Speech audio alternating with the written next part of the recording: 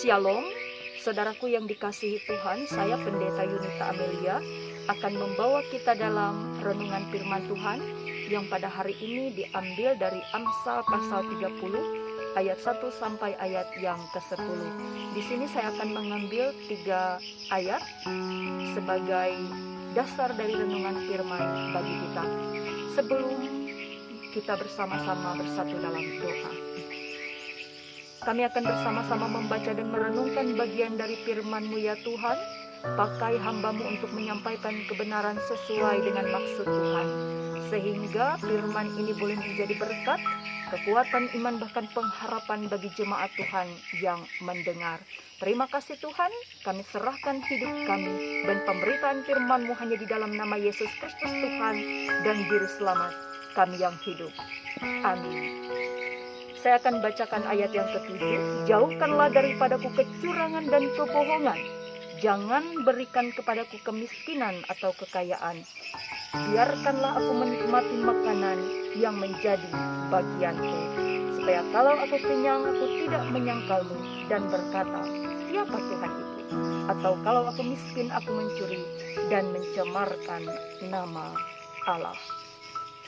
Saudaraku yang dikasihi Tuhan, di sini Agur bin Yake meminta 2 permohonan kepada Allah, yaitu yang pertama dikatakan, jauhkanlah daripadaku kecurangan dan kebohongan.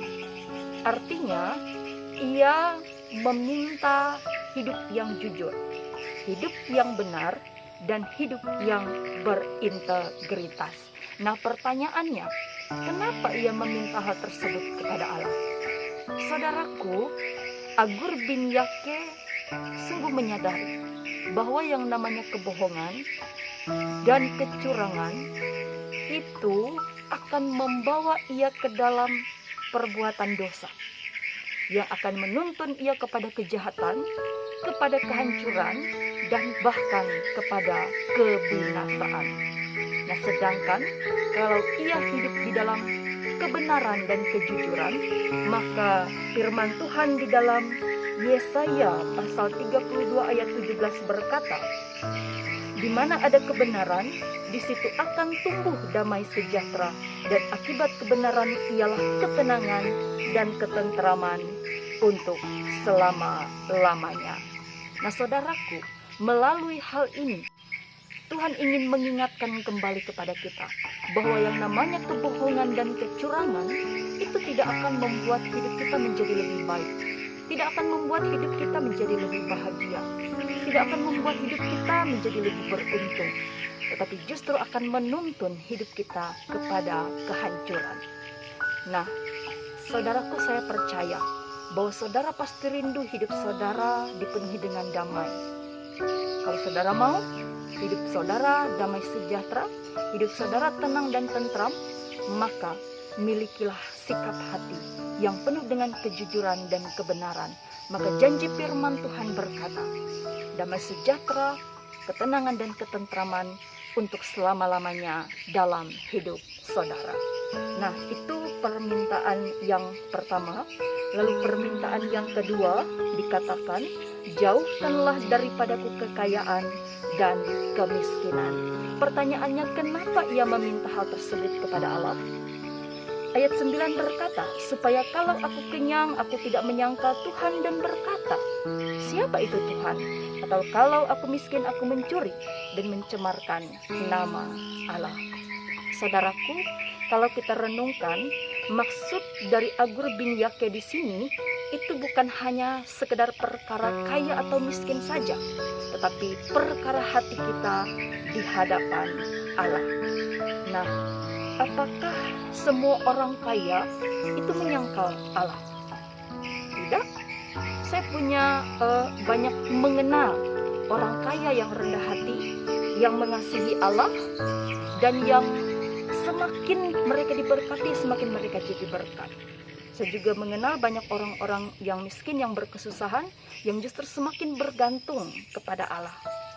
Nah, saya ambil di sini contoh, yaitu Ayub. Ketika kaya, Ayub tidak pernah sombong atau meninggikan dirinya di hadapan Allah. ia justru semakin setia dan bergantung kepada Allah, karena ia tahu bahwa semua yang ia miliki itu adalah pemberian dari Allah.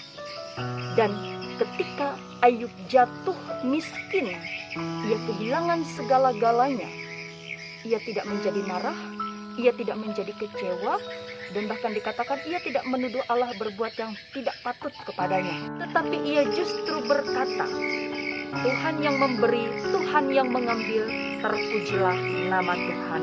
Sungguh sebuah sikap hati yang benar-benar mengasihi Tuhan.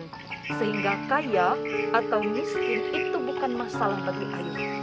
Yang terpenting adalah ketika Tuhan ada beserta dengan dia percaya bahwa semua pasti akan baik-baik saja.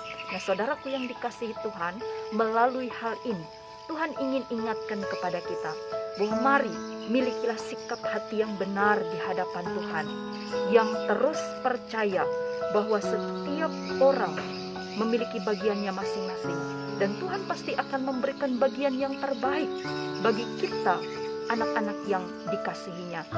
Yang terpenting kita terus percaya kepadanya, kita percaya bahwa ada rencana dan ada rancangan terbaik Tuhan dalam kehidupan kita, agar kita juga terus mampu untuk bersyukur kepada Tuhan apapun keadaannya.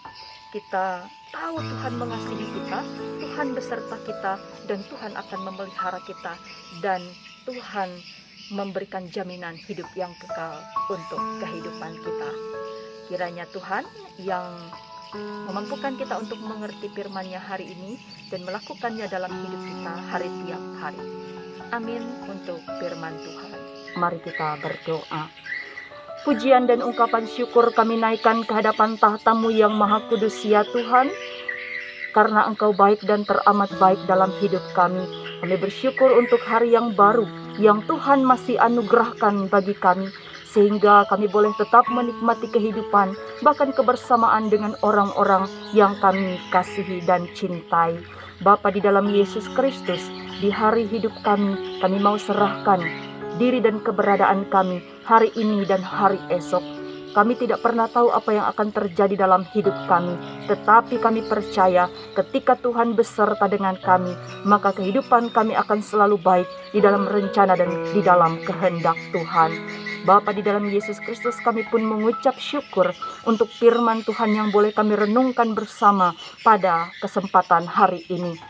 Biarlah ya Tuhan, kami dipimpin oleh Roh Kudus untuk mampu menjadi pribadi yang jujur, pribadi yang benar, bahkan memiliki sikap hidup yang benar di hadapan Tuhan, mengasihi Tuhan dan setia kepada Tuhan sebagai juru selamat dalam kehidupan kami. Oleh karena itu ya Tuhan, kami mau serahkan segenap hidup kami hanya kepada Engkau, sehingga biarlah damai sejahtera, sukacita, berkat, bahkan ketenangan dan ketentraman boleh kami nikmati dan alami dalam hidup kami.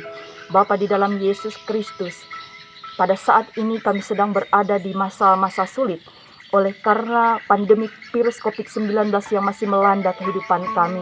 Ada banyak sekali dari saudara-saudara kami yang pada saat ini sedang mengalami duka cita oleh karena kehilangan orang yang dikasihi. Ada yang mengalami sakit, yang terpapar virus, yang kesulitan secara ekonomi, yang kehilangan pekerjaan, yang bermasalah di dalam keluarga dan rumah tangganya, dan pergumulan-pergumulan lainnya ya Tuhan. Tetapi kami percaya dan meyakini dengan sungguh bahwa Engkau adalah Tuhan yang baik dan teramat baik. Engkau Tuhan yang peduli, Engkau tidak akan meninggalkan, Engkau tidak akan membiarkan setiap kami yang berharap dan yang mengandalkan Engkau. Tangan Tuhan pasti akan terus menopang kami, menolong kami, memelihara kami, menyatakan kasih dan kesetiaan Tuhan, sehingga kami boleh dimampukan melewati setiap pergumulan dan beroleh kemenangan di dalam kasih dan kesetiaan Tuhan. Terima kasih Tuhan, terima kasih. Inilah doa dan harapan kami di hadapan Tuhan yang kami serahkan dan pertaruhkan hanya di dalam nama Yesus Kristus, Tuhan dan Juru Selamat kami yang hidup. Amin.